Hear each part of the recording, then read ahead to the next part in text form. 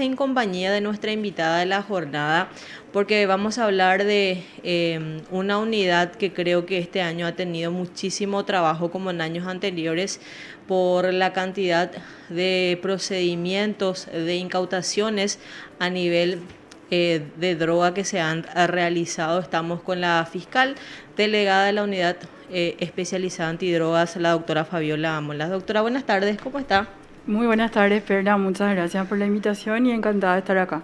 El gusto es nuestro, doctora. Por fin se dio tu presencia aquí. Ustedes, los fiscales antidrogas, casi no se quedan, ¿verdad, doctora? Sí, así mismo. Se hizo esperar, pero tenía que ser el último día hábil, por lo menos, del 2021. Y para entrar ya en detalles de lo que fue este año, doctora, a nivel de todo el trabajo que vienen realizado, creo que el narcotráfico y todo lo concerniente a lo que ocurre en nuestro país, creo que ha sido una unidad que ha tenido muchísimo trabajo este año. Sí, como vos decías, Perla, este año fue muy desafiante para nosotros en el área del narcotráfico. No solo como unidad de lucha contra el narcotráfico, sino también estoy en condiciones de significar que inclusive como país. ¿Por qué? Por las grandes incautaciones que se iniciaron en el 2020 y que se fueron superando en el año 2021, que fueron cuestiones que llamaban la atención de los investigadores, de las unidades, más que nada de la Fuerza de Seguridad, y también de los fiscales a cargo de este tipo de investigaciones. O sea, estamos hablando de incautaciones, mega incautaciones. Significó particularmente la de supuesta cocaína de más de 3.400 kilos, que hasta ahora es la incautación récord en materia de cocaína, y también la de marihuana que se dio en la zona de Paso Barreto en el mes de septiembre aproximadamente, que también hablamos de una mega incautación de marihuana que es más frecuente detectarla en nuestras investigaciones, ¿verdad? De alguna manera, creo que también otra de las incautaciones que inclusive llevó hasta los estados internacionales por la forma en que se intentó transportar la droga fue también la hallada dentro del carbón vegetal. Exactamente, esa que tuvo teniendo sus capítulos siguientes en el año 2021 ya corresponde al año 2020, una causa que actualmente, el denominado caso Swiffer, que está actualmente acusado y aguardando audiencia preliminar, y que tuvo un segundo capítulo en este 2021, más que nada en lo que hace a investigación patrimonial. Como yo te decía en ediciones anteriores, el principal desafío para los fiscales antidrogas de este año ha sido todo lo concerniente a afectar estructuras económicas o financieras del crimen organizado. En ese sentido, en nuestro trabajo principalmente se vio enfocado a identificar, localizar y a resguardar o preservar de alguna manera inmuebles de valor económico gigantescos, y por supuesto de bienes muebles que son favorecedores a este tipo de actividad ilícita, entre avionetas, embarcaciones, rodados en general. Entonces, mucho de nuestra producción investigativa este año, inclusive a nivel de condenas, se dio en este sentido. Como vos sabes, Perla, esto no es nuevo para nosotros. La ley de drogas, pese a que es muy viejita, desde el año 88, siempre obligó a los fiscales a cargo de investigaciones de narcotráfico a buscar desafectar los beneficios económicos que obtienen estas personas que se dedican al narcotráfico. Creo que justamente golpear a esa estructura de alguna manera suele ser un poco más complicado y lleva mucho más tiempo de investigación, de ver qué empresas están vinculadas, qué personas jurídicas. De alguna manera este año se ha demostrado eso, porque impresionante la cantidad de inmuebles que se han entregado a Senavico, por ejemplo, la última tanda que tuvimos a cargo del doctor Isaac Ferreira. Exacto, sí, la verdad que llevamos a grosso modo, más de 60 inmuebles entregados a Cenavico solo en Pedro Juan Caballero. Luego tenemos el caso GER, que es a cargo de la doctora Lorena Ledesma.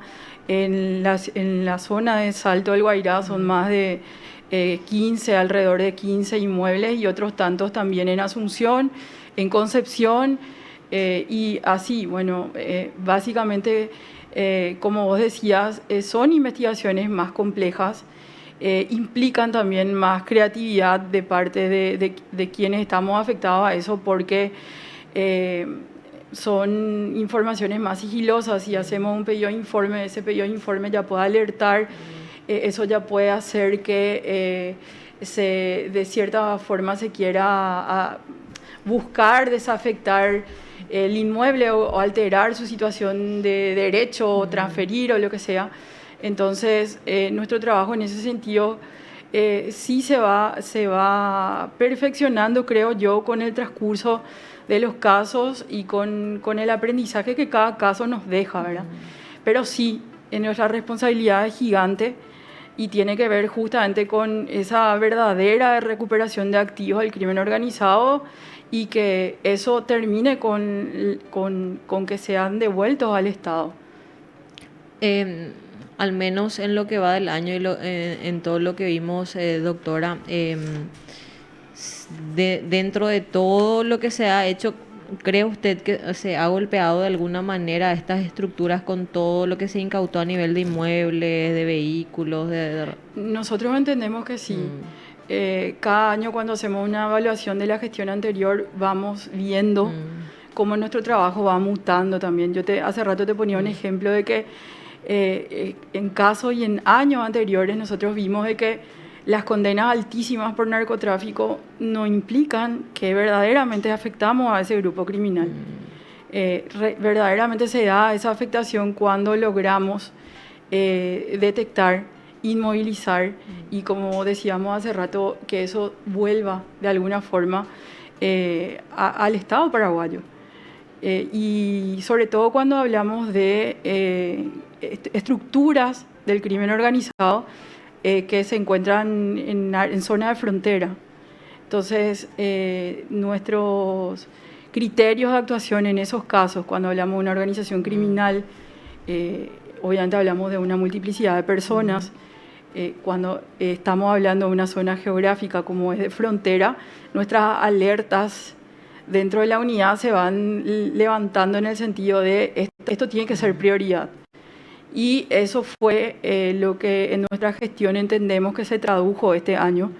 Recordarás también, Perla, que este año empezamos como ejercicio, ese término usamos mucho cuando presentábamos los casos, los comisos autónomos. Sí. O sea, el comiso sin necesidad de la declaración de reprochabilidad de la persona.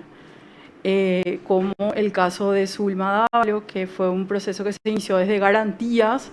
Esta persona estaba rebelde hacía mucho tiempo, y exactamente después de 11 años, desde que se inició esa causa vinculada al señor Tomás Rojas, nosotros pudimos cerrar el círculo. Y más allá de que ella estuvo rebelde y posteriormente llegó la noticia de que fue ultimada, nosotros reclamamos sus inmuebles o los inmuebles sobre los cuales tenemos indicios de que fueron objeto de utilización de la estructura criminal, y ahora pretendemos probar en juicio, ¿verdad? Y que eso, como te decía, vuelva al Estado paraguayo. También el caso el comiso autónomo en la segunda fase, digamos, del famoso Cuatro Filios, que es todo un hito en la zona de Villaú, y todo lo que implica el lugar estratégico para el tráfico de drogas desde esa zona. Ahora esa sentencia está firme actualmente y ahora se va a lograr su traspaso a favor del Estado. Hablando de organizaciones criminales, según la investigación y todo lo que ustedes vienen realizando, ¿sigue siendo el PCC y el grupo de Tomás Rojas los que de alguna manera mueven mayor cantidad de drogas en nuestro país a nivel extranjero? Mira, nosotros hace un tiempo dejamos de hablar de esa especie de caudillos del narcotráfico y empezamos a experimentar en base a las investigaciones, nuevas modalidades de trabajo de estructuras criminales. Algunas que se conforman o trabajan tipo cooperativas, o sea, ya no están afectadas a un solo grupo criminal como de los que señalás, ¿verdad? O personas que son facilitadoras de una ruta, facilitadores de transporte para varias organizaciones, no trabajan necesariamente con una o con otra. Eso estuvimos observando a lo largo del tiempo de las investigaciones, ¿verdad? Antes era mucho más frecuente tener una cabeza visible, un nombre visible, pero ahora, como todo, esto se basa en la oferta y la demanda, ellos van abaratando sus costos y van mutando en cuanto a su forma o modalidad de trabajo, ¿verdad? Y eso también a nivel investigativo también dificulta un poco más, doctora. Exacto, sí. A nivel investigativo dificulta, pero a la larga la conducta es la de siempre, digamos. En este caso, doctora, ¿qué podemos comentar que a nivel de números de la unidad de antidrogas? Veo que trajiste tu, Sí. tu informe. ¿Qué podíamos mencionar también a los oyentes Sí. del trabajo que vienen realizando Sí, ustedes? sí, traje un borrador. Por lo general, cuando hacemos un cierre del año, siempre tenemos algunos ítems que son los que más se mencionan. Yo te decía hace rato, obviamente, en tema de incautación de drogas, dentro de causas tramitadas por la unidad, hablamos de que la cocaína superó altamente su propia estadística del año anterior. Hablamos de más de 6.400 kilogramos de cocaína en su modalidad de clorhidrato. Y pasta base más de 600 kilos también. Vos conocerás, y todos los que van siguiendo un poco saben el valor que tiene cada dosis o cada gramo de esta sustancia y bueno, lo que implica que llegue a nuestro país esa cantidad de droga. En materia de marihuana también, yo te hablaba hace rato de una incautación récord de más de 35.000 kilos de marihuana en la zona de Concepción, como te mencionaba hace rato. Y en cuanto a números globales, la marihuana rondó, en cuanto a incautaciones en causas tramitadas, más de 91.000 kilos también. Entonces, hablamos de ese tipo de drogas porque son las más frecuentes en nuestras investigaciones. Eso no implica que también en las nuevas modalidades de tráfico, tipo encomienda, o las que se fueron viendo, sobre todo por el efecto pandemia, sí hubo un alto porcentaje de aumento en todo lo que es drogas sintéticas también. Hablamos de más de 20 kilos de metanfetaminas y otro tipo de sustancias más químicas. Y bueno, y a nivel de gestión, ya más que nada, podemos cerrar el año con un total de alrededor de 350 personas condenadas por hechos de narcotráfico. Y en números globales hablamos de 841 personas imputadas. En cuanto a operativos, rondan alrededor de 500 operativos realizados entre antinarcóticos, SENAT, comisarías y otras dependencias de la Policía Nacional. Doctora, el microtráfico creo que en esta pandemia de alguna manera se podría decir que ha aumentado o no. El microtráfico es un flagelo muy frecuente, se sostuvo en el tiempo y nuestra actividad también va enfocada a atacar esos focos de distribución, como dicen siempre los de la SENAT y los de antinarcóticos. Este año tuvimos grandes operativos. Sí. Recuerdo ahora mismo el caso Juego Sucio, a cargo de Isaac Ferreira, que básicamente logró desestructurar, eso indica la investigación hoy ya elevada a juicio a la causa, como una base del narcomenudeo desde la ciudad de Luque para todo Central. Entonces, cuando hablamos de criterios de actuación, sobre todo de la unidad de los fiscales que están en las unidades de Asunción, nuestro trabajo siempre va enfocado a los distribuidores o los grandes proveedores de esos focos de distribución. Y por supuesto que Central, bueno, la estadística también es abundante de todos los colegas que están afectados al área central. Y también en el interior, recordemos, Perla, que somos 32 unidades especializadas en todo el país. Bueno, básicamente ese es el delito o la modalidad de tráfico que no cesa. Es permanente. Es permanente y también los procedimientos son permanentes y bueno, tiene que ver también, hay todo un contexto social también muy complicado. Sí, porque muchas veces nosotros nos enfocamos bastante en los grandes, en las grandes estructuras criminales, en las grandes incautaciones, pero creo que el narcomenudeo, el microtráfico es lo que al menos a nivel de sociedad vemos que está causando bastante problemas, porque vemos a gente desde temprana edad que se dedica a la venta o al consumo. Sí, exacto. Pero nosotros en ese sentido insistimos en que la respuesta no solamente tiene que ser penal. Acá hay un componente muy fuerte de educación que se tiene que rever, que se tiene que resolver, y por supuesto de salud, o sea, todo lo que tiene que ver con deshabituación o rehabilitación de usuarios de drogas tiene que reforzarse a nivel de la política pública. Entonces, vos más que nadie sabrá de que nosotros tenemos casos que es la tercera, la cuarta vez que allanamos, encontramos sustancias, desintegramos, desmembramos de repente una familia porque ese es, digamos, el ingreso económico que presentan, ¿verdad? Pero eso decimos siempre nosotros. Esa es la parte un poco negativa de nuestro trabajo, pero nuestro trabajo tiene que ver con cumplir la ley y atacar siempre.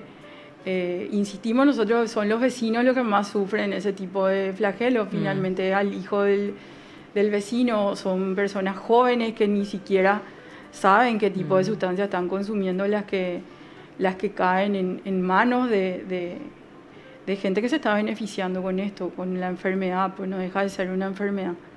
Y principalmente en los barrios más vulnerables, al menos en los recorridos que he hecho, se denota que está arrasando con todo. Pasa con los... Bueno, el consumo de drogas no importa ni estrato social, ni edad, ni nada. No, eso lo demostraron ustedes. Exacto. Con el procedimiento del Dr. Pac. Exacto. Con el caso de Gorilla Glue, que también...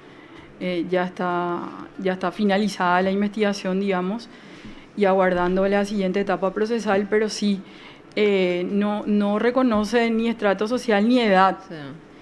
Pero en las zonas periféricas lo que encontramos es como un escenario más favorecedor a que esos distribuidores a veces utilizando inclusive la situación de necesidad, los proveedores, que son quienes finalmente están más lejos de la venta de droga, pero quienes se benefician en definitiva, son utilizados, ¿verdad?